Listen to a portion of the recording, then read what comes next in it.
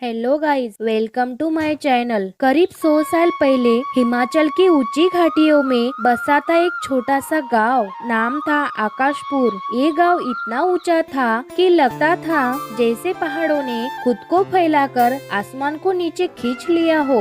गांव वाले कहते थे कि यहाँ आसमान हाथों को छूता है। सच में सुबह उठकर लोग खड़े होकर हाथ ऊपर करते और उनकी उंगलियां बादलों को छू लेते। बच्चे उछल उछल कर बादलों के टुकड़े से खेलते और बूढ़े लोग आसमान से अमृत कहकर पानी की बूंदें पीते। लेकिन ये गांव कोई साधारण जगह नहीं था। यहाँ एक राज छिपा था जो सदियों से गांव की रक्षा करता आ रहा था। गांव की सरपंच थी अम्मा जी, एक 80 साल की बूढ़ी औरत जिनकी आंखों में पहाड़ों जितनी गहराई थी। वो कहती, आसमान हमारा दोस्त है लेकिन उसे छेड़ना मत, वो रक्षा करता है लेकिन गुस्सा हो जाए तो सब कुछ छीन लेता है। गांव में एक नियम था, कभी आसमान को ज्यादा ऊंचाई से मत छुओ वरना छाया जाग जाएगी। छाया क्या थी कोई नहीं जानता था, बस अफवाहें थी कि वो एक प्राचीन राक्षस है जो आसमान के नीचे सोया हुआ है। कहानी शुरू होती है एक युवा लड़के से जिसका नाम अमन था। अमन एक 22 साल का था। शहर से पढ़ाई कर कर लौटा था। वो विज्ञापन पढ़ा था और गांव की इन बातों पर हंसता था।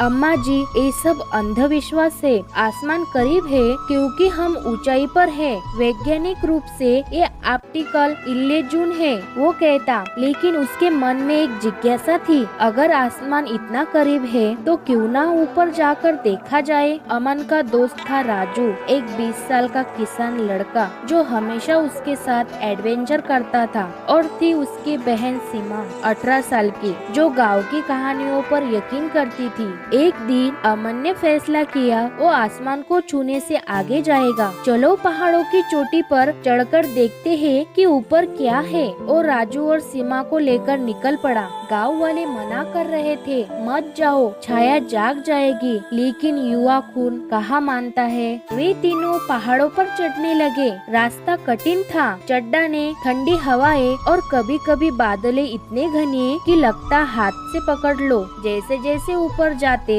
आसमान और करीब लगने लगा। अमन ने हाथ बढ़ाया, देखो छू लिया। लेकिन सीमा डर गई, भैया वापस चलो, मुझे लग रहा है कोई हमें देख रहा है। चोटी पर पहुंचकर उन्होंने देखा एक प्राचीन मंदिर जो सदियों से छिपा था। मंदिर की छत पर एक बड़ा सा पत्थर जो आसमान को छूता लग रहा था। अमन ने उत्सुक होकर पत्थर को छुआ। अचानक जमीन हिली, बादल गरजे और एक काली छाया मंदिर से निकली। छाया एक विशालकाय साया थी, जैसे कोई प्राचीन जीव जो बादलों से बना था। तुमने मुझे जगाया, एक गूंजती आवाज आई। गांव की अफवाहें सच में थी। छाया एक प्राचीन रक्षक था जो गांव को बाहरी दुनिया से बचाता था। लेकिन जगाने पर वो गुस्सा हो जाता था। छाया ने हमला किया, बादल तेज हो गए, बिजली कड़की और पहाड़ हिलने लगे। राजू गिरते गिरते बचा, सीमा चीखी। अमन ने समझा ये कोई जीव नहीं, शायद कोई पुरानी तकनीक या जादू।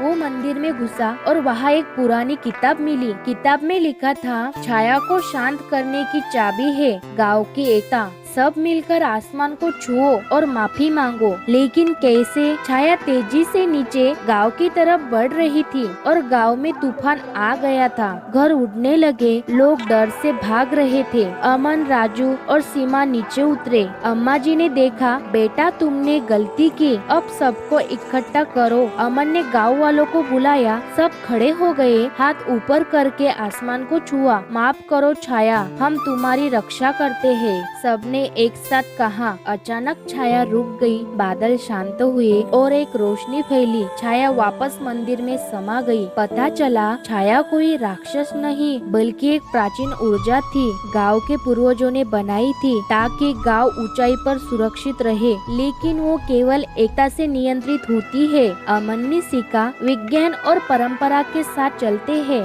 गांव फिर शांत हो गया। लेकिन अब अमन छाया का रखवाला बन गया। रात को जब वो हाथ ऊपर करता, आसमान मुस्कुराता लगता। लेकिन अंत में एक रात छाया फिर जागी। लेकिन इस बार वो बोली, बाहरी दुनिया आ रही है, तैयार हो जाओ। क्या गांव बच पाएगा? मिलते हैं कल रात 8 बजे एक नई कहानी के साथ।